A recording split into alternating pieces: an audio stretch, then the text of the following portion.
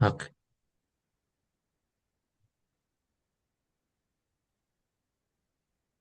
ఓం శివశక్త్యా యుక్తో ఓం శివశక్త్యా యుక్తో యది భవతి శక్తః ప్రభవితుం యది భవతి శక్తః ప్రభవితుం న చేదేవం దేవో న చేదేవం దేవో న ఖలు కుశలః స్పందితుమపి న ఖలు కుశలః స్పందితుమపి అతస్త్వామారాధ్యాం అతస్త్వమారాధ్యాం హరిహర విరించాదిభిరపి హరిహర విరించాదిభిరపి ప్రణంతుం స్తోతుం వా ప్రణంతుం స్తోతుం వా కథమకృత పుణ్యః ప్రభవతి. కథమకృత పుణ్యః ప్రభవతి. ఓం సర్వవేదాంత సిద్ధాంత గోచరం ఓం సర్వవేదాంత సిద్ధాంత గోచరం తమగోచరం తమగోచరం గోవిందం పరమానందం గోవిందం పరమానందం సద్గురుం ప్రణతోస్మ్యహం. సద్గురుం ప్రణతోస్మ్యహం. జగద్గురు శంకరాచార్యుల వారు వివేక చూడామణి అన్నటువంటి ప్రకరణ గ్రంథం ద్వారా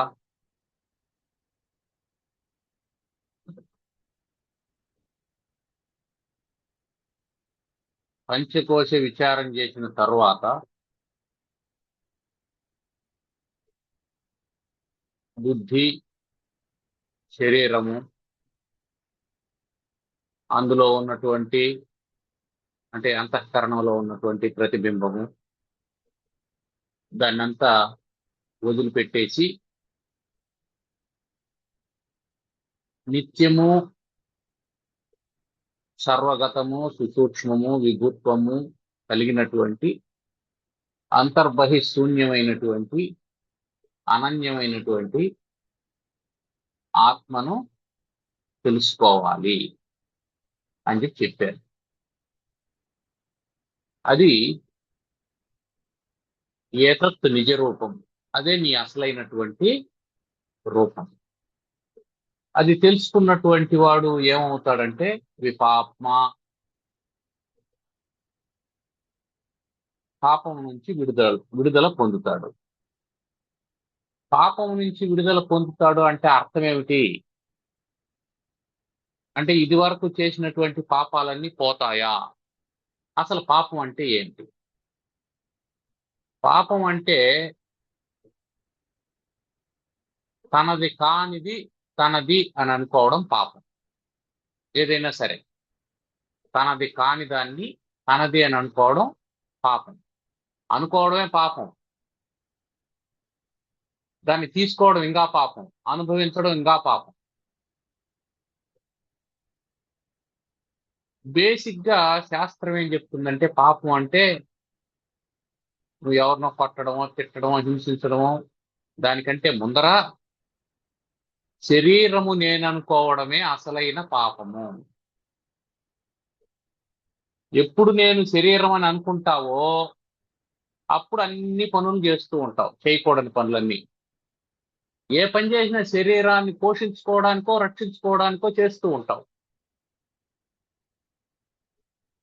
ఎవరినో మోసం చేశాడు, ఎందుకు చేశాడు అంటే డబ్బు కావాలని చేశాడండి. డబ్బు ఎందుకు?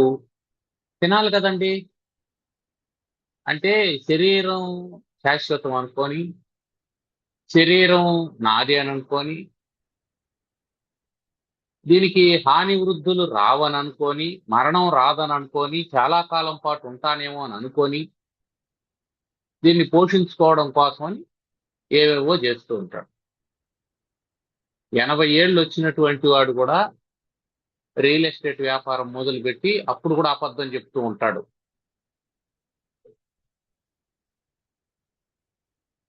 దీనికి కారణం ఏమిటి అంటే ఆ శరీరం మీద ఉన్నటువంటి వ్యామోహము.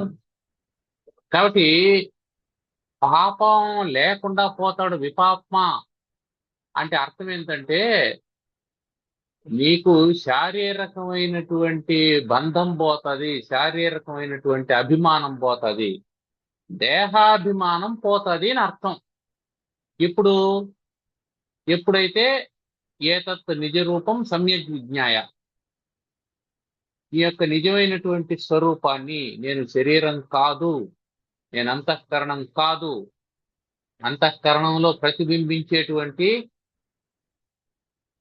ఆ ప్రతిబింబం నేను కాదు, దానికి అధిష్టానంగా ఉండేటువంటి నిత్యము, సర్వగతము, సుసూక్ష్మమైనటువంటి చైతన్య స్వరూపాన్ని నేను అని తెలుసుకున్న వెంటనే ఏమవుతుంది? దేహాభిమానం పోతుంది.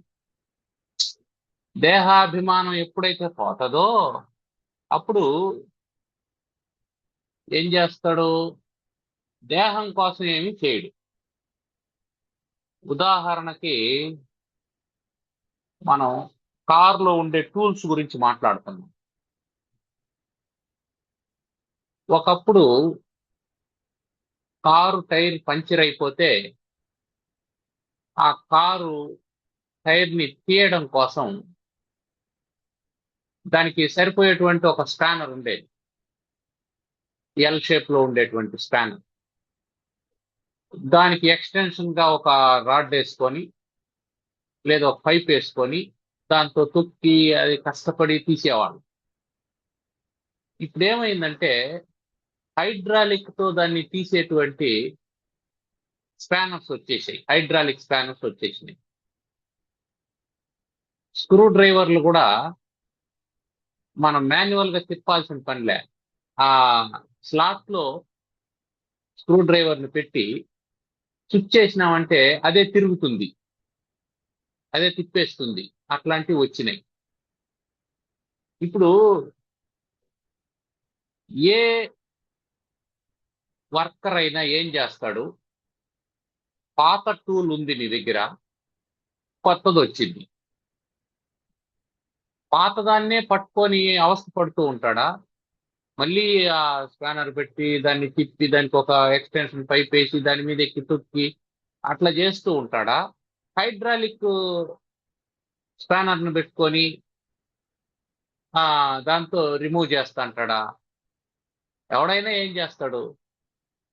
అప్గ్రేడ్ అవుతాడు.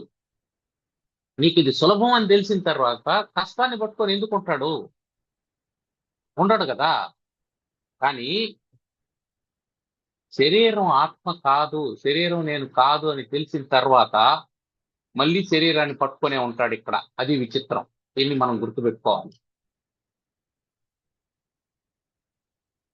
ఏమంటే అది స్టాండ్ బైలో ఉంటుంది లేబ్బా, అవసరమైతే వాడుకుంటామా అని అంటాడు, అని అంటాడు. కానీ ఎప్పుడైతే ఆత్మస్వరూపాన్ని తెలుసుకుంటాడో, నిజ రూపం విజ్ఞాయ తెలుసుకుంటాడో, దాన్ని బాగా సమ్యక్ అనడం అనే మాట అందుకే వాడాడు. ఊరికే అందరికీ తెలుసు. ఈ దాన్ని ఏమంటాడు, ఈ ఈ పాఠాలు విన్న ప్రతి ఒక్కరికి ఏమవుతుంది? ఓహో, శరీరం మనం కాదు అనేటువంటి భావన కలుగుతుంది, అది అర్థం అవుతుంది. కానీ శరీరం నేను కాదు అనేటువంటి స్థితిలో ఉండడం సమ్యక్. ఆ సమ్యక్ అనేటువంటి పదం అక్కడ వాడింది అందుకే. ఎప్పుడైతే నువ్వు సమ్యక్ విజ్ఞాయ తెలుసుకోవడం అంటే అర్థం ఏమిటి? దాన్ని ఆచరించడం అని అర్థం. విషయం తెలియడం మాత్రమే కాదు, ఆచరించడం సమ్యక్ విజ్ఞాయ. అందువల్ల ఎప్పుడైతే నువ్వు దాన్ని శ్రద్ధగా తెలుసుకొని విచారించి దాని పట్ల స్థిరమైనటువంటి భావన కలిగి ఉంటావో అప్పుడు విపాప్మ, పాపం లేనటువంటి వాడు అవుతాడు మానవుడు, జీవుడు. ఎందుకు? ఎప్పుడైతే నీకు శరీరం నేననేటువంటి భ్రాంతి పోతుందో, దేహాభిమానం పోతుందో, అప్పుడు ఇంకా పాపము పుణ్యము రెండు ఉండవు. పుణ్యం కూడా ఉండదు. ఇది కూడా గుర్తుపెట్టుకోవాలి మనం. పుణ్యం ఎందుకు చేస్తావు? ఏదో స్వర్గలోకం కోసమనో కీర్తి కోసమనో చేస్తావు. కీర్తి దేనికి కావాలనుకుంటున్నావు నువ్వు? నీ పేరుకు కీర్తి కావాలనుకుంటున్నావు. ఆ పేరు దేనికి పెట్టారు? శరీరానికి పెట్టారు. కాబట్టి నీకు శారీరకమైనటువంటి వ్యామోహం ఉన్నంత కాలం నువ్వు కీర్తి కోసమో లేదా పుణ్యం కోసమో మంచి పనులు చేస్తూ ఉంటావు, లేదా సుఖపడాలనేటువంటి ఉద్దేశంతో, లేదా అవతల వాళ్ళని బాధ పెట్టాలనేటువంటి ఉద్దేశంతో, లేదా అవతల వాళ్ళని సంతోష పెట్టాలనే ఉద్దేశంతో రకరకాలైనటువంటి పనులు చేస్తూ ఉంటావు. దీంట్లో చేయకూడని పనులు కూడా ఉంటాయి. ఆ కారణం చేత పాపం వస్తూ ఉంటుంది, పుణ్యం కూడా వస్తూ ఉంటుంది. ఒక్కసారి నీకు ఆత్మజ్ఞానం కలిగింది అని అంటే, ఆ ఆత్మజ్ఞాన నిష్ఠుడవైనావంటే ఆ నిష్ఠ కారణం చేత నీకు పాప పుణ్యాలు ఏవి లేకుండా పోతాయి. అందుకే విమృత్యు అని కూడా అన్నాడు. నీకు మృత్యువు కూడా ఉండదు అన్నాడు.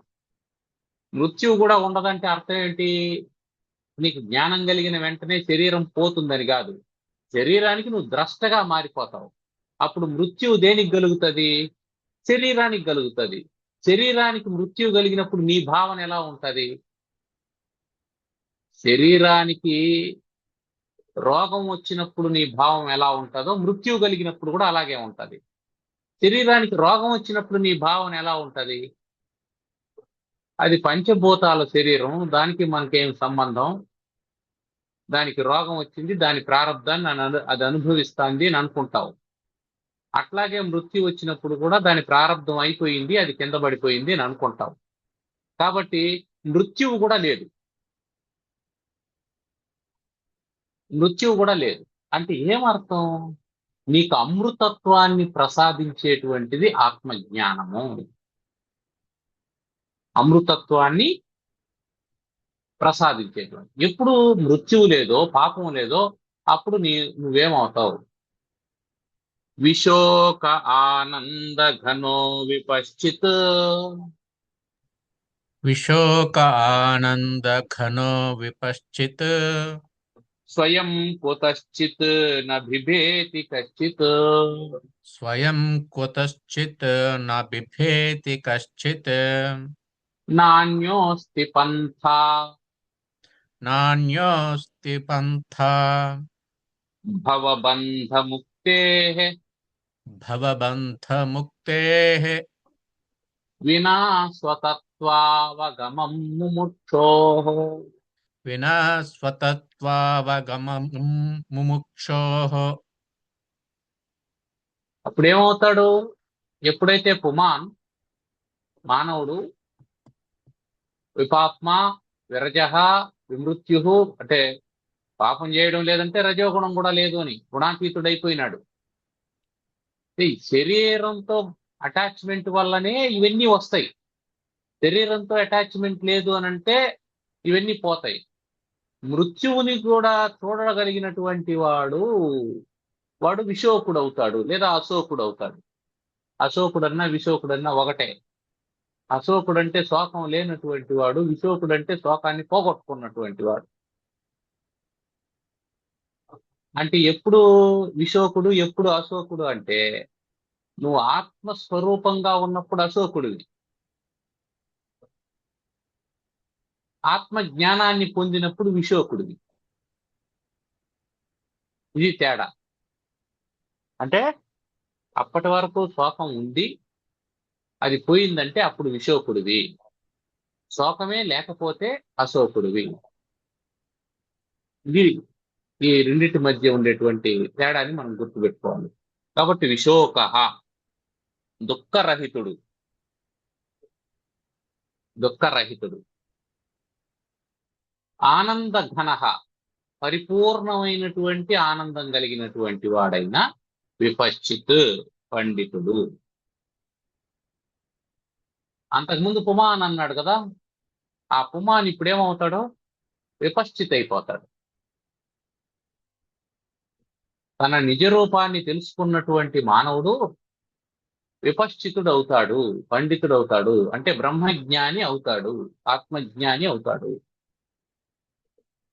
అంటే ఆత్మజ్ఞాని యొక్క లక్షణాలు ఏమిటి? ఆటోమేటిక్ గా పాపం లేనివాడు, రజోగుణం లేనివాడు, మృత్యువు లేనివాడు, శోకాన్ని పోగొట్టుకున్నటువంటి వాడు, ఆనంద ఘనం. ఆనందం అంటేనే సరిపోతుంది కదా, మళ్ళీ ఘన ఎందుకు యాడ్ చేశాడు?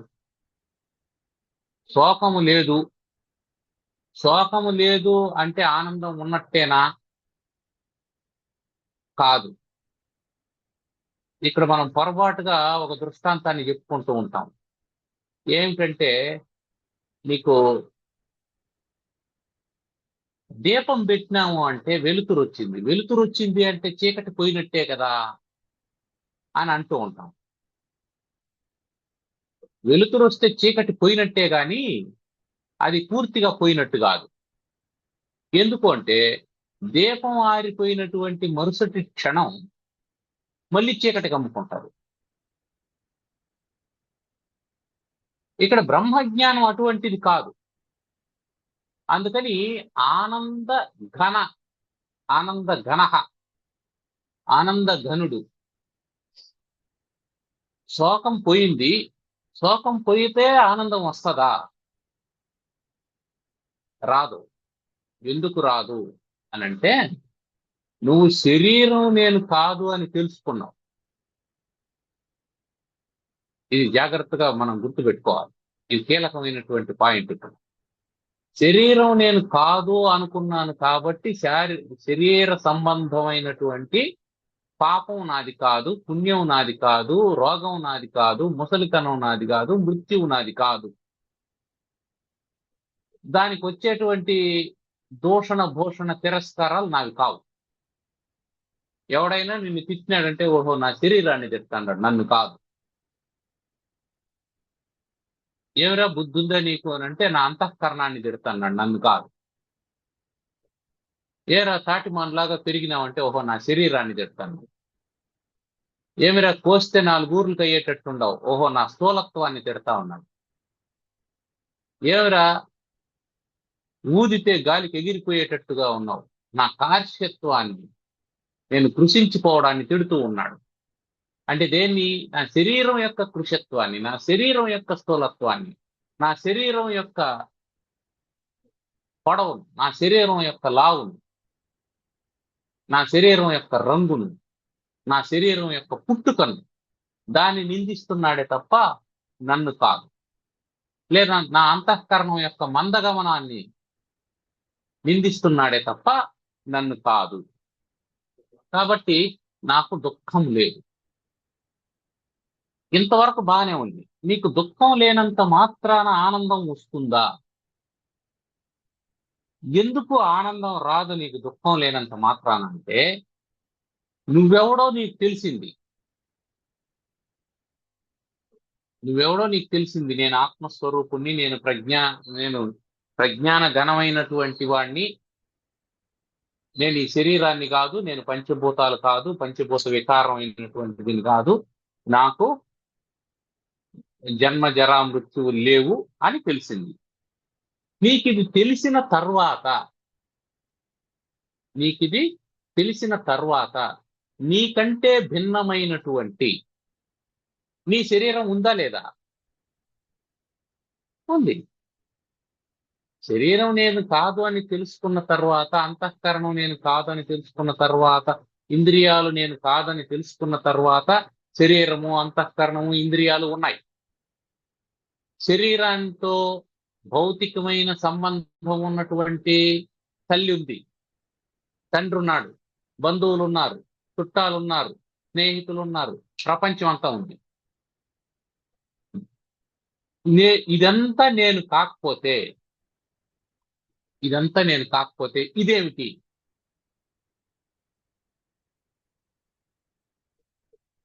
ఇదంతా నేను కాదు, నేను ఆత్మ. మరి ఇదేమిటో తెలియకపోతే ఏమవుతుందంటే, దీపం ఆరిన వెంటనే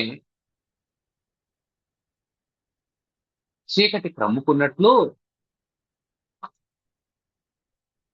ఇదేమిటో తెలియనటువంటిది ఏ క్షణంలోనైనా మళ్ళీ ఇదంతా నాదే అనేటువంటి భావన కలిగజేస్తుంది.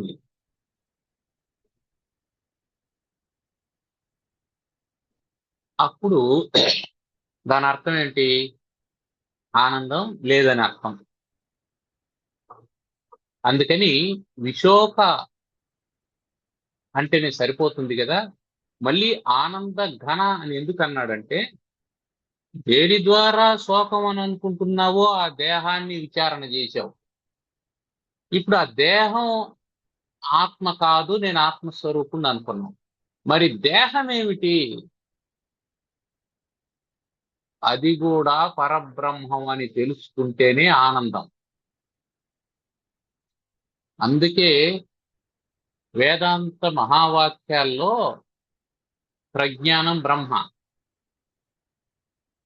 తత్వమసి, అహం బ్రహ్మాస్మి, ఈ మూడు అయిపోయిన తర్వాత, తత్వమసి తర్వాత అహం బ్రహ్మాస్మి అనే జ్ఞానం నీకు కలగగానే, నేను బ్రహ్మమునై ఉన్నాను అని తెలియగానే అక్కడికి ఇంక అయిపోయింది కదా బోధ. మళ్ళీ ఒక మహావాక్యం మిగిలిపోయింది, అయమాత్మ బ్రహ్మ అనే బోధన కూడా జరుగుతుంది. అయం అంటే ఇదిగో ఇది. ఏదిది? నువ్వు ఏదైతే ఇది ఏదైతే నేను కాదు అని వదిలేసినావో అది. ప్రపంచం నేను కాదు, పంచభూతాలు నేను కాదు, పంచభూతాత్మకమైనటువంటి శరీరం నేను కాదు, దాని లోపల ఉండేటువంటి ప్రాణం నేను కాదు, అంతఃకరణం నేను కాదు అని కాదు కాదు కాదు అని వదిలేసినవే, అదేమిటి? అది కూడా పరబ్రహ్మమే అని తెలుసుకుంటేనే నీకు ఆనంద ఘన స్వభావం కలుగుతుంది. అదంతా తెలుసుకున్నవాడు ఆనంద ఘనుడు. ఇది మనం గుర్తుపెట్టుకోవాల్సింది. కాబట్టి ఆనందానిగానే ఓ శోకం పోగానే ఆనందం వచ్చేసింది కదా, రాదు. శోకం పోయిన తర్వాత ఆ శేషం ఏదైతే మిగిలిందో దాని పట్ల కూడా ద్వైత భ్రాంతి కలగకూడదు. అది నాకంటే భిన్నమైంది అని అనుకున్నప్పుడు అది ఎప్పుడైనా నా మీద దాడి చేస్తుందేమో, ఎప్పుడైనా నన్ను లోపరుచుకుంటుందేమో అనేటువంటి భావన మళ్ళీ ఉంటది, దుఃఖం ఉంటది. అందుకని దాన్ని కూడా విచారణ చేయాల. ఎట్లయితే నీ శరీరాన్ని విచారణ చేసి అది నేను కాదనుకున్నావో, అప్పుడు శరీరాన్ని కూడా విచారణ చేసి ఏం చేయాలా? అది కూడా పరబ్రహ్మం అని తెలుసుకోవాలా. ఎట్లా తెలుసుకుంటాం? మనం మొదటికి వెళ్ళిపోవాలి. మళ్ళీ మొదట్లో అసలు ఈ సృష్టి ఎట్లా ప్రారంభమైందని చెప్పి అన్నాడు, తదైక్షత బహుశ్యాం ప్రజాయేతి, నేను అనేకం అవుతానని ఆ నిర్వికల్ప పరబ్రహ్మము ఒక సంకల్పం చేసింది. అనేకం ఎట్లా అవుతుంది? దాంట్లో ఒక జగత్కల్పన శక్తి ఉంది. పరబ్రహ్మం కంటే భిన్నమని గాని అభిన్నమని గాని చెప్పడానికి వీలుగానటువంటి త్రిగుణాత్మకమైనటువంటి ఒక అనిర్వచనీయమైన జగత్కల్పన శక్తి అందులో ఉంది. దాన్ని శృతి ఏం చెప్పింది? దేవాత్మశక్తి సగుణైర్నిగూఢాం, సగుణైర్నిగూఢాం అని చెప్పి చెప్పింది. నిగూఢమైనటువంటి ఒక దేవాత్మశక్తి అందులో ఉన్నది. దానికి కల్పన చేసేటువంటి సామర్థ్యం ఉంది, జగత్ కల్పన చేసేటువంటి సామర్థ్యం ఉన్నది. అటువంటి శక్తి కలిగినటువంటి పరబ్రహ్మం నుంచి సూక్ష్మ పంచభూతాలు ఏర్పడ్డాయి. అంటే సత్వ రజస్తమో గుణాత్మకమైనటువంటి సూక్ష్మ పంచభూతాలు ఏర్పడ్డాయి అని చెప్పాను. కాబట్టి మనకు పంచభూతాలు ఎట్లా ఏర్పడ్డాయంటే పరబ్రహ్మం నుంచే ఏర్పడ్డాయి. నువ్వెట్లా ఏర్పడ్డావు అంటే పరబ్రహ్మం నుంచే ఏర్పడ్డావు. నీ శరీరం ఎట్లా ఏర్పడింది అంటే పరబ్రహ్మం నుంచే ఏర్పడింది. ఇప్పుడు మొత్తం ఆలోచన చేస్తే పరబ్రహ్మం కంటే భిన్నంగా ఏమన్నా ఉందా? ఏమీ లేదు అని తెలుసుకున్నప్పుడే నువ్వు ఆనంద ఘనుడు అవుతావు. ఇది విచారణ చేయాల్సింది. అంటే ఓతప్రోతం విధానం అంటారు దీన్ని. ఓతప్రోతం అంటే నేత నేసేటప్పుడు, ఒక బట్ట నేసేటప్పుడు ఆ నిలువుకు అడ్డానికి ఏ విధంగా అయితే పోగులు ఉంటాయో, అటు నుంచి ఇటుకి, ఇటు నుంచి అటుకి నూలు ఇట్లా ఇట్లా ఇట్లా ఇట్లా తిరుగుతూ ఉంటుంది. అలా పోవడం రావడం ఓతప్రోతం ఎలా జరుగుతూ ఉంటుందో అట్లా నువ్వేం చేసినావు? ఏ ప్రపంచాన్ని అయితే విచారణ చేసి ఇదంతా నేను కాదనుకున్నావో అదే ప్రపంచం గురించి విచారణ చేసి ఈ ప్రపంచం అంతా పరబ్రహ్మం అని తెలుసుకోవాలి. ఈ ప్రపంచము పరబ్రహ్మమే, నేను పరబ్రహ్మమే అన్న తర్వాత మొత్తం పరబ్రహ్మం తప్ప ఇంకేమీ లేదనే తెలుస్తుంది. అప్పుడు ఆనంద ఘనుడు అవుతావు. అంటే ఏం అర్థం? నీకంటే భిన్నంగా ఒకటి ఉంది అని అనుకున్నంత కాలం నీకు ఆనందం ఉండదు. ఇది అసలైనటువంటి అద్వైత తత్వం. నీకంటే భిన్నంగా వేరే ఉంది అని అంటే నీకు ఆనందం ఉండదు. ఒక మనిషి ఉన్నాడని అనుకున్నా కూడా నీకు ఆనందం ఉండదు. గుర్తుపెట్టుకో ఈ విషయాన్ని. ఒక వస్తువు ఉందనుకున్నా నీకు ఆనందం లేదు. అందుకని ఇది జడము, ఇది చేతనము, ఇది చరము, ఇది అచరము అనేటువంటి నియమం లేకుండా ప్రతిదానిలోనూ పరబ్రహ్మాన్ని చూసినటువంటి వాడు మాత్రమే ఆనంద ఘనుడు. వాడే విపశ్చిత్ అంటే బ్రహ్మజ్ఞాని.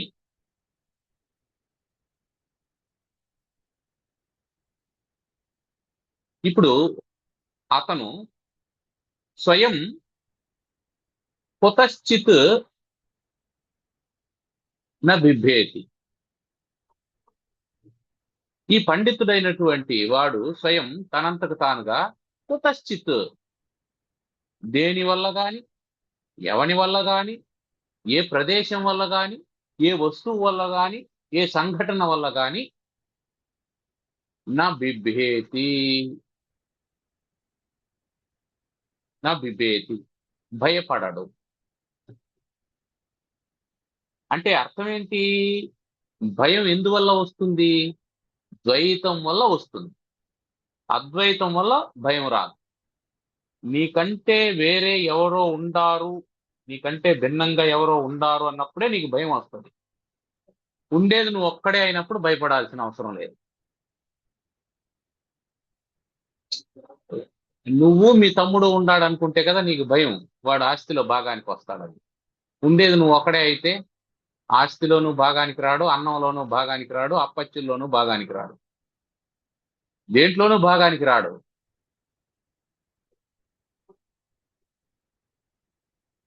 కాబట్టి నీకు భయం ఏముంది? ఏం భయం లేదు.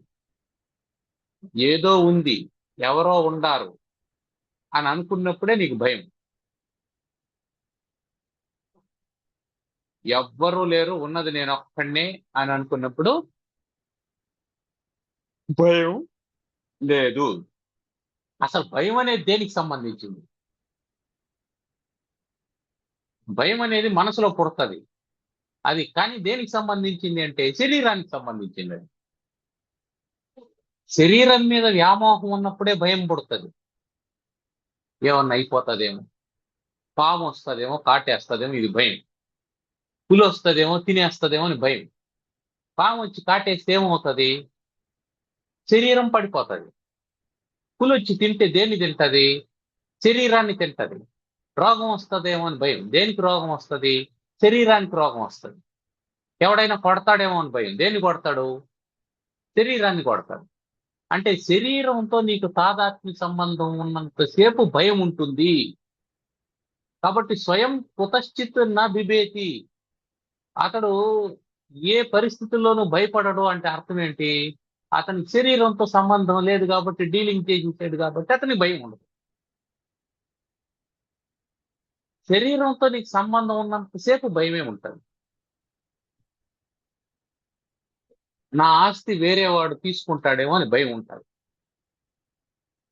నీ ఆస్తి అనేది దేని ద్వారా నువ్వు నిర్ణయించుకున్నావు? అది నా తల్లిదండ్రులు సంపాదించిన ఆస్తి అండి, నా తాతలు సంపాదించిన ఆస్తి అండి. నీ తల్లిదండ్రులు, తాతలు దేని ద్వారా ఏర్పడ్డారు? నీకు శరీరంతో సంబంధం వల్ల ఏర్పడ్డారు. నువ్వు శరీరాన్ని ఎప్పుడైతే డీలింగ్ చేసావో అప్పుడు నీకు ఆస్తి గొడవే లేదు.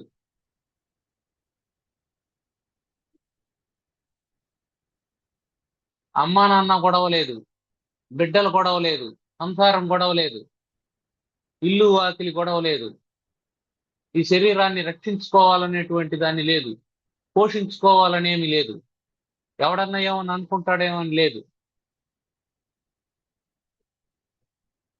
వాడు గడ్డం పెట్టుకున్నాడు, అవతల వాడు ఏమంటాడు? ఏమిరా గడ్డం పెంచినావు అని అడుగుతాడు. నువ్వు షేవింగ్ చేసేసినావు. ఏమిరా షేవింగ్ చేసేసినావు అని ఎందుకు అడగడు? అంటే వాడికి అది వింతగా కనిపిస్తే అంటాడు. నువ్వు దాన్ని కన్సిడర్ చేసినావంటే నువ్వు దేహాభిమానంతో ఉండవని అర్థం. ఇప్పుడు ఇక ఏమీ లేదు, భయపడాల్సినటువంటి అవసరం లేదు. ఎవడో ఏమో అంటాడనేసి మనం ఏమి చేయాల్సినటువంటి అవసరం లేదు. సో స్వయం కుతశ్చిత్ నా బిభేతి, అతన్ని ఎవడు భయపట్టలేడండి. తర్వాత కచ్చిత్ నా బిభేతి, కుతశ్చిత్ నా బిభేతి, కచ్చిత్ నా బిభేతి. ఎవరితోనూ ఎవరి వల్లనూ భయపడడు, ఎవరికి భయాన్ని కలిగించడు. ఇతన్ని చూసి కూడా ఎవడు భయపడ్డు. బ్రహ్మజ్ఞానిని చూసి ఎవరు భయపడ్డు. కుదిరితే నమస్కారం చేస్తారు, లేదంటే పక్కకి వెళ్ళిపోతారు. కాబట్టి బ్రహ్మజ్ఞానిని చూసి భయపెడతా అన్నాడు అంటే బ్రహ్మజ్ఞాని కాదు అని అర్థం.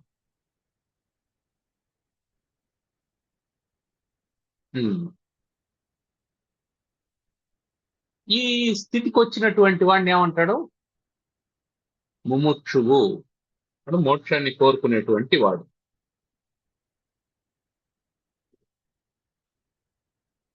మోక్షాన్ని కోరుకునేటువంటి వాడు ఈ స్థితికి రావాలి.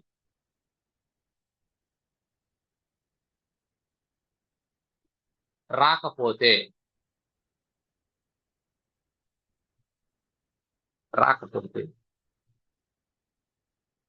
వినా స్వతత్వావగమం భవబంధముక్తే అన్యః పంథా నాస్తి. అంతే. వినా స్వతత్వ అవగమం, స్వతత్వ అవగమం వినా, తన యొక్క తత్వము, తత్వము,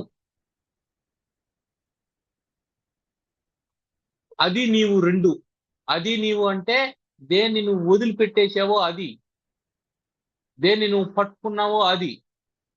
ఈ రెండింటిని గురించి తెలుసుకోకపోతే, దేన్ని వదిలేసినావు, ఇది కాదు, ఇది నేను కాదు, ఇది నేను కాదు, ఇది నేను కాదని ప్రపంచాన్ని, పంచభూతాల్ని, శరీరాన్ని, అంతఃకరణాన్ని, దీన్నంతా వదిలేసావు.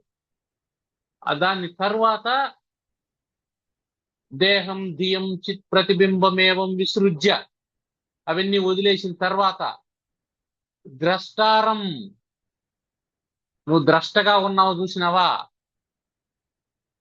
ఈ ద్రష్టని గురించి, దృశ్యాన్ని గురించి అవగమం, తెలుసుకోకుండా, ఈ దృశ్యాలను గురించి తెలుసుకోకుండా, అంటే నువ్వు ద్రష్టవి కాకుండా, భవబంధముక్తే, ఈ సంసార బంధం నుంచి విడిపడడానికి అన్యః పంథా నాస్తి, వేరొక మార్గం లేదు, ఇదొక్కటే మార్గం. అందుకే జ్ఞానాదేవత కైవల్యం అని మనకు ఉపనిషత్తులు చెప్తాయి. జ్ఞానం వల్లనే మోక్షం కలుగుతుందయ్యా అని. ఏ జ్ఞానం అంటే స్వతత్వావగమం, నీ గురించి నువ్వు తెలుసుకోవడమే జ్ఞానం. నీ గురించి నువ్వు తెలుసుకోకుండా మిగతా దేన్ని గురించి తెలుసుకున్నా అదే జ్ఞానాభాసము. జ్ఞానము వంటిదే కాని జ్ఞానం కాదు. కాబట్టి జ్ఞానాన్ని ఇక్కడ డిఫైన్ చేస్తున్నాడు. ఏమిటి అంటే, పరబ్రహ్మము కంటే భిన్నమైనటువంటిది జ్ఞానాభాసమే గాని జ్ఞానం కాదు. జ్ఞానం వంటిది అది. ఎదిగో ఈ పెన్ ఉంది, ఇది పెన్ అని, దీంతో రాస్తారని, దీంట్లో ఇంకు పోస్తారని రాసేవాడికి తెలుసు. దీన్ని తయారు చేసేవాడికి ఇంకొంచెం తెలుసు దీని గురించి. ఇంకొంచెం బాగా తెలుసు దీన్ని ఎలా తయారు చేస్తారు, ఏ మెటీరియల్ వాడతారు అని. ఆ మెటీరియల్ సప్లై చేసేటువంటి వాడికి ఆ మెటీరియల్ ఎలా వస్తుందో వాడికి ఇంకొంచెం తెలుసు. అంటే ఏమర్థం? ఈ పెన్నుతో రాసేవాడికి ఎంత జ్ఞానం ఉంది? It is partial. అది సంపూర్ణ జ్ఞానం కాదు. పెన్నుతో రాస్తారని తెలుసు, ఈ డిజైన్ ఎలా చేస్తారో తెలియదు, ఏ మెటీరియల్తో చేస్తారో తెలియదు, ఎలా చేయాలో తెలియదు. ఒకవేళ పలానా మెటీరియల్తో చేస్తారో అని తెలిసినా ఆ మెటీరియల్ ని ఎన్ని డిగ్రీల సెంటీగ్రేడ్ వరకు వేడి చేస్తే అది కరుగుతుంది, దానికి డై ఎలా తయారు చేసుకోవాలి, దాన్ని డైలో పోసిన తర్వాత ఎలా క్లీన్ చేసుకోవాలి, ఇదంతా ఏమీ తెలియదు. నాకు రాయడం మాత్రమే తెలుసు. రాయడం తెలిసినటువంటి వాడిని జ్ఞాని అంటామా? ఇదంతా తెలిసిన వాడిని జ్ఞాని అంటామా? అవంతా తెలిసినటువంటి వాడికి రాయడం రాదు, వాడిని జ్ఞాని అంటామా? అన్ని జ్ఞానాలే, కానీ పార్షియల్ నాలెడ్జ్. జ్ఞానాభాసములు జ్ఞానము వంటివే, కానీ జ్ఞానములు కావు. కాబట్టి జ్ఞానం ఏమిటి అంటే నీ గురించి నువ్వు తెలుసుకోవడమే జ్ఞానము. ఇదొక్కటే జ్ఞానం, మిగతావన్నీ జ్ఞానాభాసములు. అజ్ఞానం అని చెప్పకూడదు, జ్ఞానం కానిది అజ్ఞానం అని చెప్పకూడదు. ఇక్కడ జ్ఞానాభాసం, జ్ఞానం లాగా కనిపించేటువంటిది అని. ఎందుకు అంటే జ్ఞానేటువంటి పదాన్ని తెలుసుకోవడం అని అర్థం. ఇది కూడా తెలుసుకోవడమే కదా, దీంతో రాస్తారని, దీన్ని కొయ్యతో చేస్తారని, ఇది చేతితో తయారు చేసిందని, దీన్ని డై పెడతారని, దీన్ని పలానా మెటీరియల్తో తయారు చేస్తారని, అది కూడా తెలుసుకోవడమే. కాబట్టి అంటే నువ్వు ఏది తెలుసుకుంటే నీకు ఆనందం కలుగుతుందో అది జ్ఞానం. ఏది తెలుసుకుంటే ఇంకా తెలియాల్సింది ఉంది, మనకు కొంచెమే తెలిసింది అనేటువంటి వేవరింగ్ మొదలవుతుందో అది జ్ఞానాభాసం. జ్ఞానాభాసం కలిగి ఉండడం కంటే ఒక్కొక్కసారి అజ్ఞానంలోనే ఆనందం ఉంటుంది. దీని గురించి కొంచెం తెలియడం కంటే, ఇప్పుడు నాకు ఈ పెన్ను తెలుసు, దీంతో రాస్తారని తెలుసు, దీన్ని ఎలా ఓపెన్ చేయాలనో తెలియదు అనుకో. నేను ఈ పెన్ను కొన్నాను, దీంతో రాస్తారని తెలుసు, దీన్ని ఎలా ఓపెన్ చేయాలో నాకు తెలియడం లేదు. ఇప్పుడు నాకు ఆనందం ఉంటుందా, దుఃఖం ఉంటుందా? దుఃఖం వస్తుంది. దీన్ని కొన్నే లేదు, దాని గురించి నాకు తెలియదు, అజ్ఞానం. ఆనందంగానే ఉంది, రాసేదే లేదు, ఓ అంతే. అంటే ఏమర్థం? ఏదైనా నువ్వు ఒక విషయాన్ని తెలుసుకోవడంతో ఏమవుతుందంటే నీ అసలైనటువంటి జ్ఞానాన్వేషణ ప్రారంభం అవుతుంది. ఇది నీకు అసంతృప్తిని కలిగిస్తూనే ఉంటుంది.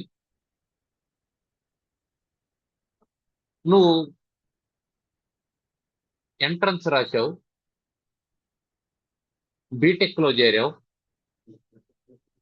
ఓ సబ్జెక్టు తెలుసుకున్నావు, దాన్ని ఇంకా మాస్టర్ చేయాలనేసి ఎంటెక్ చేశావు, దాంట్లో ఇంకేదో పరిశోధన చేయాలనేసి పిహెచ్డి చేశావు. అయిపోయిందా అక్కడికి? అయిపోదు. ఎందుకు? నువ్వు ఏ టాపిక్ అయితే పిహెచ్డి చేసి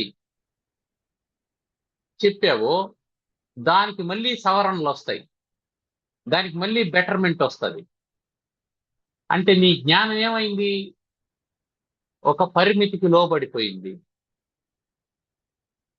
దానికి యాడ్ అయ్యేటప్పటికి మళ్ళీ నువ్వు తెలుసుకోవాల్సింది పెరిగిపోయింది. అంతెందుకు, నీకు సివిల్ ఇంజనీరింగ్ తెలుసు, మెకానికల్ ఇంజనీరింగా తెలియదు.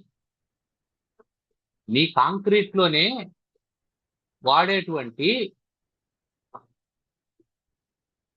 స్టీలు ఎలా ఎక్స్ట్రాక్ట్ చేస్తారు అనేటువంటి మెటలర్జీ నీకు తెలియదు.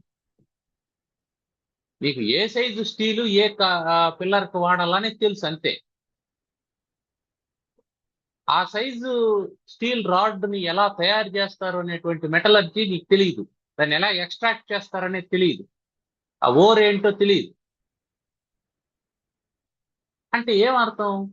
మీ నాలెడ్జి, వస్తుగతమైనటువంటి జ్ఞానం పరిమితమైనటువంటిది ఎప్పుడు. అంటే నువ్వు ఏమి తెలుసుకున్నా అది జ్ఞానాభాసము, జ్ఞానం కాదు. జ్ఞానాభాసం జ్ఞానం కాదు, జ్ఞానాభాసం జ్ఞానం కాదు. అట్లనే అజ్ఞానం కూడా కాదు. అది ఎంతో కొంత తెలుసు కాబట్టి అజ్ఞానం కాదు. మరి ఏది జ్ఞానం అంటే, ఇప్పుడు నేను ఆత్మస్వరూపాన్ని అని తెలుసుకున్న తర్వాత, అంతా ఆత్మస్వరూపం అయిన తర్వాత ఇంకేం మిగులుతుంది చెప్పు ప్రపంచంలో నువ్వు తెలుసుకోవడానికి? కాంక్రీటు పరబ్రహ్మమే,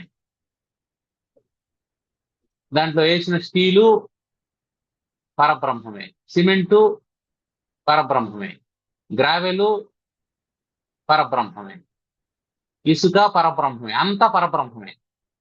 ఇంక దేని గురించి తెలుసుకుంటావు పరబ్రహ్మం గురించి తెలిసిన తర్వాత? కాబట్టి కుతశ్చిత్ నా బిభేతి, కచ్చిత్ నా బిభేతి, అంతా ఒకటైనప్పుడు భయపడేదేమీ లేదు. వేరే మార్గం కూడా నీకు లేదు. ఎందుకంటే వేరే దాని గురించి తెలుసుకుంటూ ఉంటే అది తత్వావగమం కాదు, పరిపూర్ణ జ్ఞానం కాదు. నీ గురించి నీవు తెలుసుకోవడమే అసలైనటువంటి జ్ఞానము. అంటే జ్ఞానాన్ని ఏమి నిర్వచించాడు ఇక్కడ? స్వతత్వావగమం జ్ఞానం. స్వతత్వావగమం జ్ఞానం. అన్యావగమం జ్ఞానాభాసం. దేని గురించి తెలుసుకోకుండా ఉండడం అజ్ఞానం. ఒక్కోసారి అజ్ఞానం కూడా సుఖాన్ని ఇస్తుంది. నీకు ఒక వస్తువు గురించి తెలియలేదు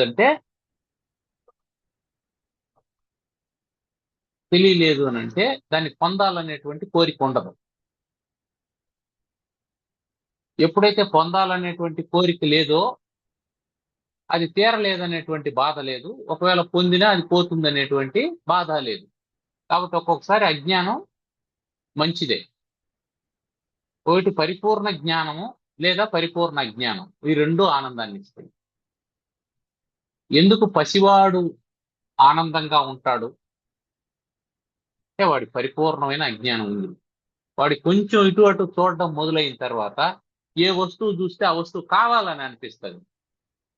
అప్పటి నుంచి వాడు ఆనందం పోతుంది.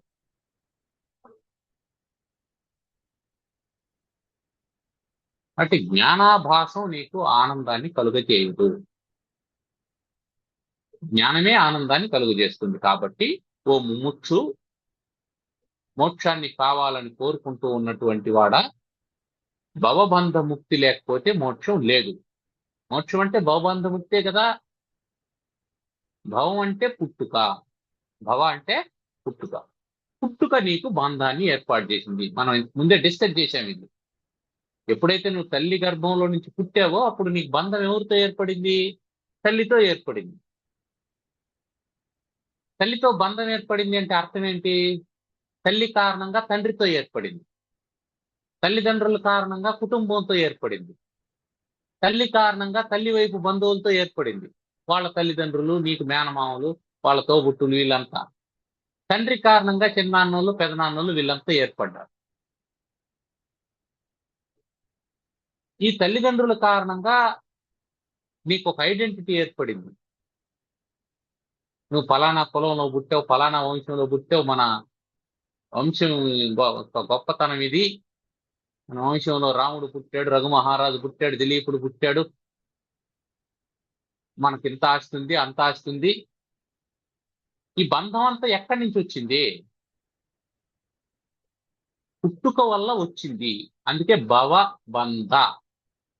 భవమే బంధం, భవం లేకపోతే బంధం లేదు, పుట్టుకే లేకపోతే బంధం లేదు. కానీ పుట్టకుండా నువ్వు బంధం ఉంది అని తెలుసుకోలేవు.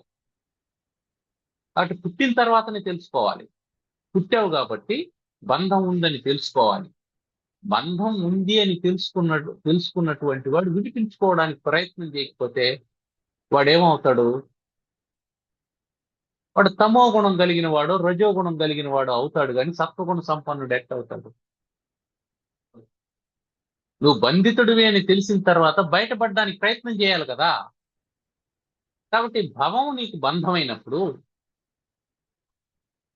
ఎలా పోగొట్టుకుంటావు? మాతృగర్భంలో నుంచి వచ్చేసావు, రాకుండా ఉంటే అది వేరే విషయం. వచ్చిన తర్వాత ఎలా పోగొట్టుకుంటావు దీన్ని? అంటే శరీరాన్ని పోగొట్టుకుంటావా? నో. శరీరంతో ఉండే బంధాన్ని పోగొట్టుకోవాలి, బంధముక్తి కావాలి. బంధముక్తే మోక్షం. ఏ బంధం? భవబంధం నుంచి. భవం వల్ల, పుట్టుక వల్ల ఏర్పడినటువంటిది. పుట్టుక వల్ల ఏర్పడింది కాబట్టి ముందు పుట్టుకను గురించి విచారణ చేయాల. ఆ పుట్టుక ఎలా వచ్చింది అంటే తల్లిదండ్రుల యొక్క శుక్రశోణితాల వల్ల వచ్చింది. శుక్రశోణితాలు ఎలా ఏర్పడ్డాయి? పంచభూతాల వల్ల ఏర్పడ్డాయి అని మొత్తం విచారణ చేసుకుంటూ పోతే, అరే ఈ పుట్టుకకు కారణము నా ప్రారబ్ధము. ఆ ప్రారబ్ధాన్ని అనుభవించడం కోసం శరీరాన్ని తీసుకున్నాను. ప్రారబ్ధం అయిపోయిన తర్వాత శరీరాన్ని వదిలిపెట్టేస్తాను.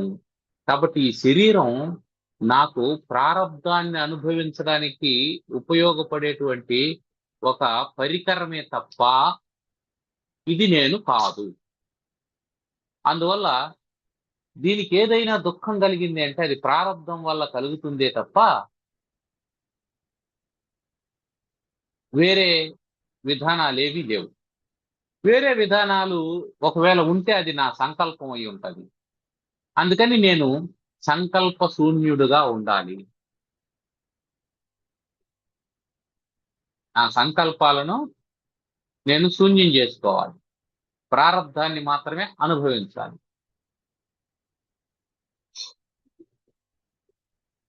అనేటువంటి తత్వం అవగమనం అయితే అప్పుడు మోక్షం కలుగుతుంది. బ్రహ్మా భిన్నత్వ విజ్ఞానం. బ్రహ్మా భిన్నత్వ విజ్ఞానం భవమోక్షస్య కారణం. భవమోక్షస్య కారణం ఏనాద్వితీయమానందం. ఏనాద్వితీయమానందం బ్రహ్మ సంపద్యతే బుధైః. బ్రహ్మ సంపద్యతే బుధైః. బ్రహ్మ అభిన్నత్వ విజ్ఞానం. బ్రహ్మ అభిన్నత్వము. బ్రహ్మ భిన్నత్వం కాదు. బ్రహ్మము వేరు, నేను వేరు అని అనుకోవడం కాదు. ఇప్పుడే జాగ్రత్త పడాలి మనం. మనకు శరీరం నేను కాదు, ప్రాణమనం నేను కాదు, అన్నమయ కోశం నేను కాదు, ప్రాణమయ కోశం నేను కాదు, మనోమయ కోశం నేను కాదు, విజ్ఞానమయ కోశం నేను కాదు, ఆనందమయ కోశం నేను కాదు అని అన్న తర్వాత ఏ పరబ్రహ్మ స్వరూపం అయితే మిగిలిందో అది నేను అని తెలుసుకున్నావో దానికి అభిన్నత. అది వేరు, నేను వేరు కాదు, అదే నేను అనేటువంటి జ్ఞానం కాదు, విజ్ఞానం. బ్రహ్మాభిన్నత్వ జ్ఞానం అనలేదు, బ్రహ్మాభిన్నత్వ విజ్ఞానం అంటున్నాడు. ఇప్పుడు ప్రతి పదానికి ఒక ప్రత్యేకత ఉంటుంది. దాన్ని మనం చాలా శ్రద్ధతో గమనించాలి.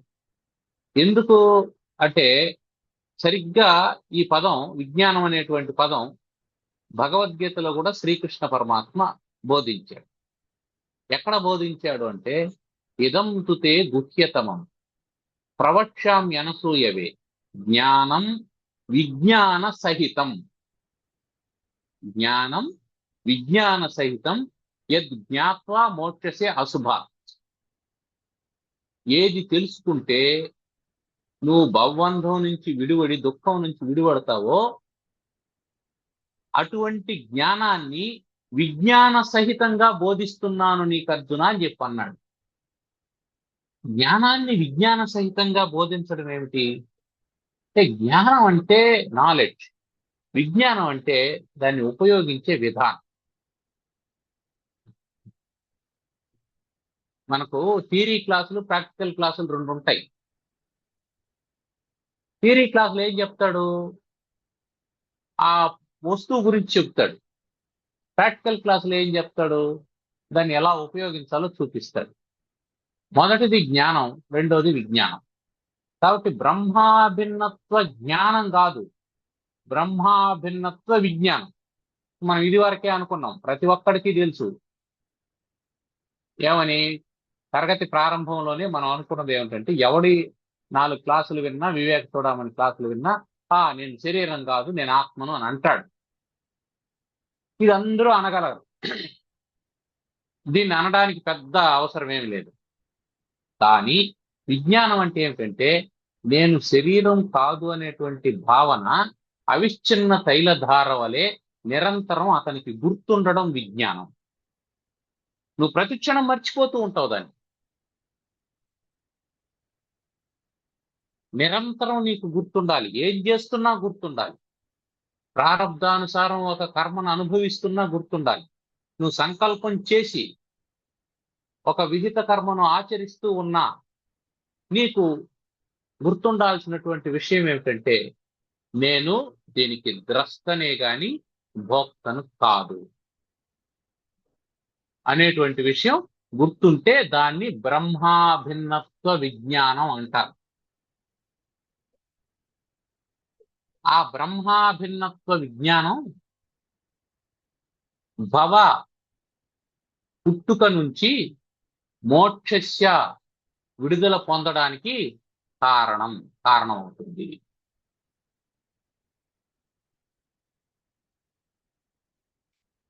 భవబంధ ముక్తే స్వతత్వావగమం వినా అన్యః పంథః నాస్తి. వేరే మార్గం లేదు. కాబట్టి ఆ తత్వావగమం అంటే ఏమిటి అంటే బ్రహ్మాభిన్నత్వ విజ్ఞానం. ఆ విజ్ఞానం ఎప్పుడైతే కలుగుతుందో అది నీకు మోక్షానికి కారణం అవుతుంది. మోక్షానికి కారణము, మోక్షం అంటే పుట్టుక లేకుండా పోవడం. మనం ఇందాక విమృత్యు అనేటువంటి మాట దగ్గర మోక్షం అని చెప్పుకున్నాం. నీకు పుట్టుక, మరణం లేకుండా పోతుంది అని. మరణం లేకుండా దేనికి? మరణం లేకుండా అంటే శరీరానికి అని చెప్పు అనుకున్నాం. మరి పుట్టుక దేనికి? శరీరానికి. కాబట్టి జన్మ మృత్యువులు శరీరానికి, జరా మరణాలు శరీరానికి, హాని వృద్ధులు శరీరానికి. ఇది తెలుసుకుంటే అది నీకు ఆనందానికి కారణం అవుతుంది. కాబట్టి ఎప్పుడైతే భవ మోక్షస్య కారణం, మోక్షానికి కారణం అవుతుంది. నాకెందుకయ్యా ఈ మోక్షం? ఎందుకు అంటే, ఏన దేని ద్వారా అద్వితీయమానందం, రెండవది లేని ఆనందాన్ని. రెండవది ఉండే ఆనందం ఏమిటి? వస్తుగతమైన ఆనందం. అద్వితీయమానందం అంటే రెండవది లేని ఆనందం. రెండవది లేకుండా పోయినప్పుడు మిగిలేది ఆనందమే. రెండవది లేదు అంటే అర్థం ఏంటి?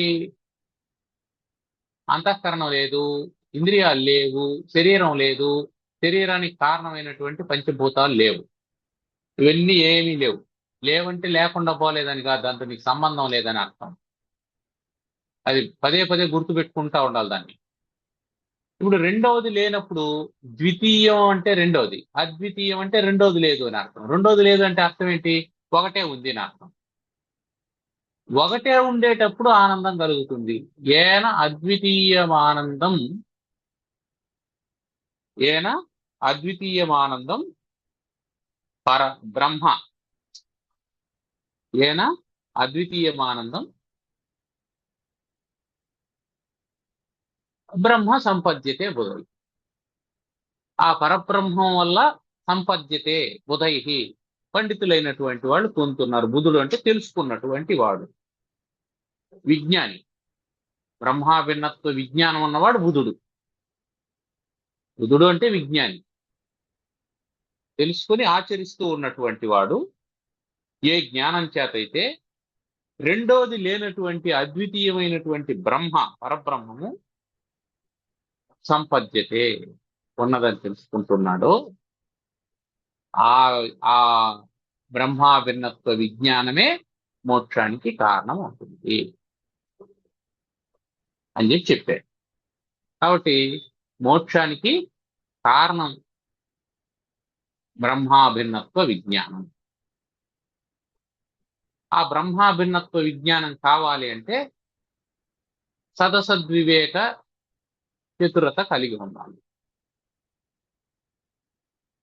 ఏది సత్యమో ఏది అసత్యం అని విచారం చేసి అసత్తును వదిలిపెట్టి సత్తును గ్రహించాలి అని చెప్తున్నా. ఏమన్నా ప్రశ్నలు ఉన్నాయండి?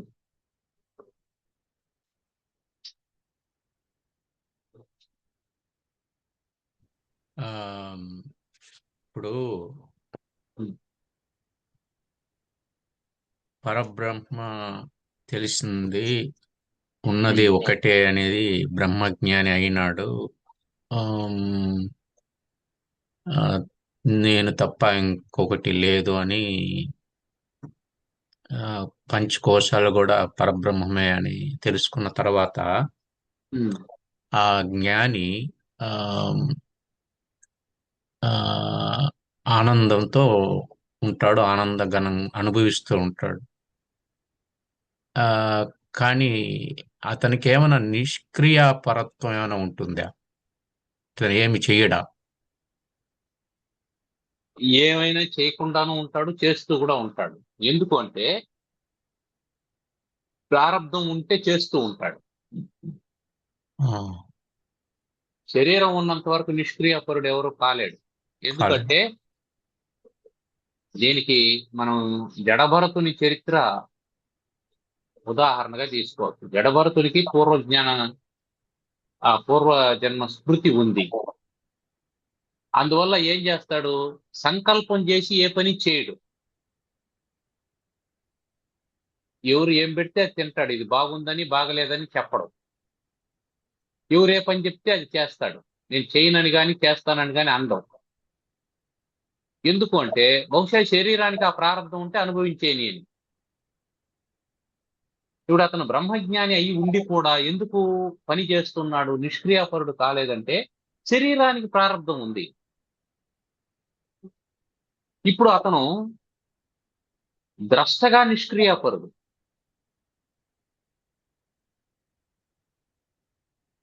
నా శరీరం ఈ ప్రారంధాన్ని అనుభవిస్తాంది అని తెలుసుకుంటూ ఉన్నటువంటి వాడు అంతే. చూసేవాడికి ఏం కనిపిస్తుంది? వాడు పని చేస్తున్నట్టు అనిపిస్తుంది. కానీ వాని శరీరం పని చేస్తున్నది కానీ వాడు చేయడం లేదనేటువంటిది దాన్ని చూస్తున్న వాడికి, అంటే వానికి మాత్రమే తెలుస్తుంది. అంటే ఇక్కడ అందుకని ప్రారబ్ధం కూడా పరబ్రహ్మమే కదా. అవును, అందుకే కదా దానివల్ల దుఃఖాన్ని పొందకుండా ఉన్నాడు. ఉమ్. దృష్టి అంతా పరబ్రహ్మమే కదా. ఒక ఒక జీవుని ప్రారంభం ఏమిటి? సమిష్టి జీవుల ప్రారంభం అంతా కూడా పరబ్రహ్మమే. పరబ్రహ్మం. ఉం. కాబట్టి అవతల వాడు నిన్ను కొడుతున్నాడంటే కూడా అది కూడా ప్రారంభమే, అది కూడా పరబ్రహ్మమే. పరబ్రహ్మం.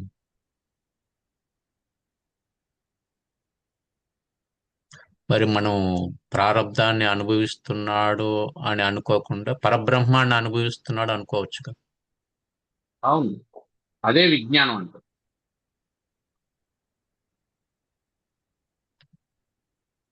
ఆ శరీరం నాది కాదంటే శరీరం కూడా పరబ్రహ్మమే.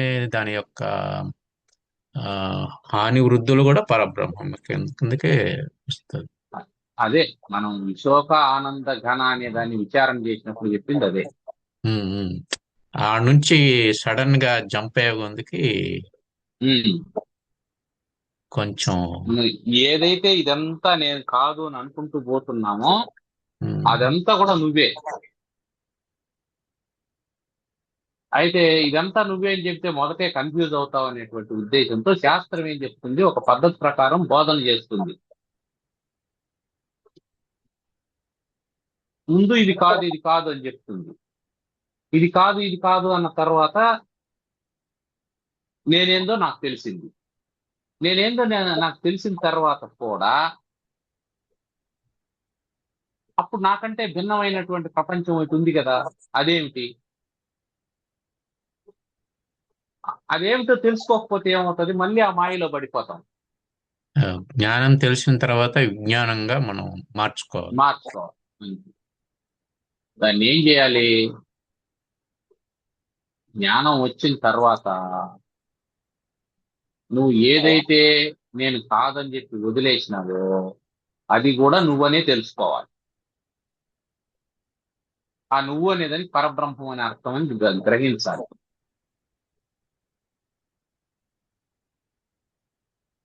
అప్పుడు ఏకం సత్ అనేది అర్థం అవుతుంది.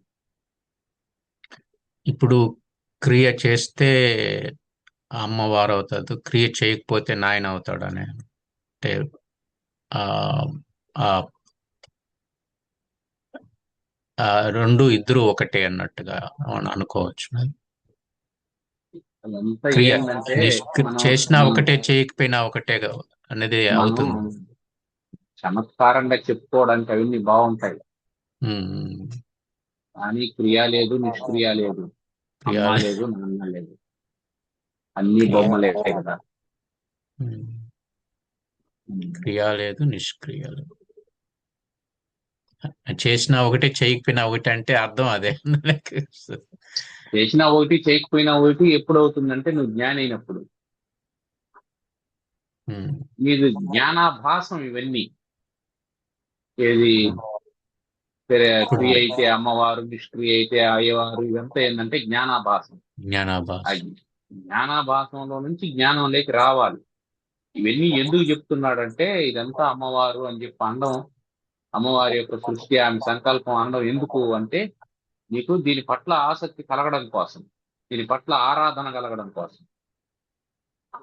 ఉమ్, నీకు ఆరాధన కలగాలి. ఆరాధన కలిగితేనే అప్పుడు ఆవేదన తెలుసుకుంటాం. ఉండదు. తెలుసుకుంటాం. తెలుసుకుంటాం. ఉమ్, తెలుసుకుంటాం. లేకుంటే తెలుసుకున్నా. తెలుసుకోవాలి. నువ్వు నీకు తెలియాల్సింది ఏంటి? నిచ్చెన మీద నుంచి పైకి ఎలా ఎక్కాలి అనేది తెలియాలి. కానీ నీకు నిచ్చెన అనే దాన్ని చెబుతూ నిచ్చెన ఎలా తయారు చేస్తారో చెప్తాడు. ఇప్పుడు మనకు బంగారాన్ని ఎలా వాడుకోవాలో తెలిస్తే చాలు కదా. స్టీల్ని ఎలా వాడుకోవాలో తెలిస్తే చాలు కదా. మరి మెటలర్జీ పాఠం ఎందుకు పెట్టినాడు అంటే నువ్వు నువ్వు వాడేవాడే కాదు, దాన్ని తయారు చేసేవాడుగా కూడా కావచ్చు అనే ఉద్దేశంతో చెప్పాడు. ఉమ్, ఉత్సుకత, ఆరాధన ఆ, నేను తెలుసుకోవాలని. అనేది ఏమంటే నువ్వు ఇంజనీర్ అయినావంటే స్టీల్ని ఎలా వాడాలో తెలుసుకుంటావు, అట్లా వాడుకుంటావు. ఇంజనీర్ కాకపోతే అసలు ఆ స్టీల్ని ఎలా తయారు చేస్తారో ఆ కంపెనీలోకి వెళ్తాం, మెటలర్జీలోకి వెళ్తాం. అందుకని రెండూ చెప్తాడు. నీకు మార్గాలు ఏంటి? ఒకటి, ప్రపంచాన్ని ఇదంతా కాదనుకొని, ఇదంతా కాదు అని అనుకొని నిషేధముఖం ద్వారా తెలుసుకోవడం. ఇదంతా కూడా పరబ్రహ్మమే అనుకొని విధిముఖం ద్వారా తెలుసుకోవడం.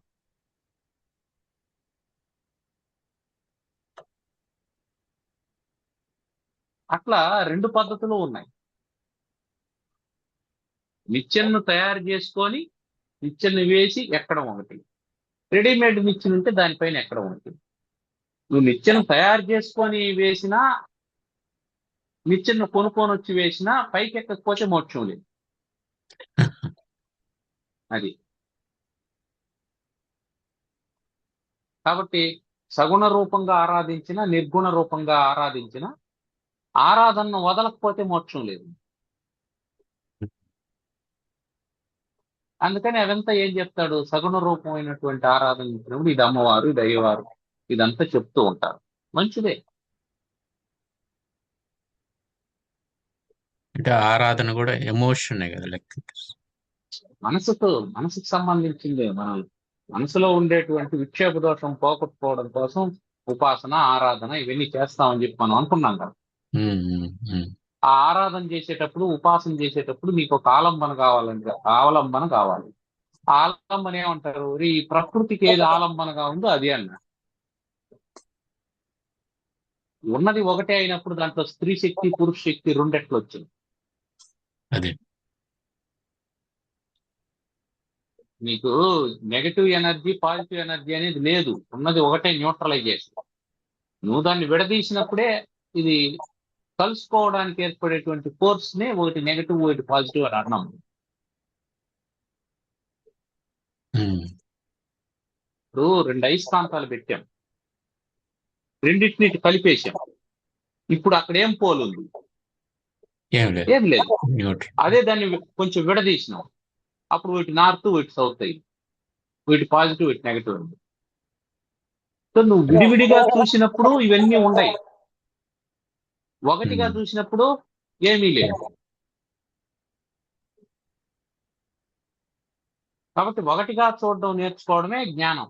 దానికే స్వతత్వావగమం అని చెప్పి అన్నాను.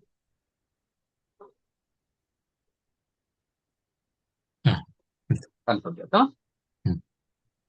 ఓం సర్వమంగళమాంగళ్యే శివే సర్వార్థ సాధికే శరణ్యే త్ర్యంబకే గౌరీ నారాయణి నమోస్తుతే. ఓం స్వస్తి ప్రజాభ్యః పరిపాలయంతాం న్యాయేన మార్గేణ మహీం మహిషాః గోబ్రాహ్మణేభ్యః శుభమస్తు నిత్యం లోకాः సమస్తాः సుఖినో భవంతు. ఓం శాంతి శాంతి శాంతి. స్వస్తి. ధన్యవాదాలు.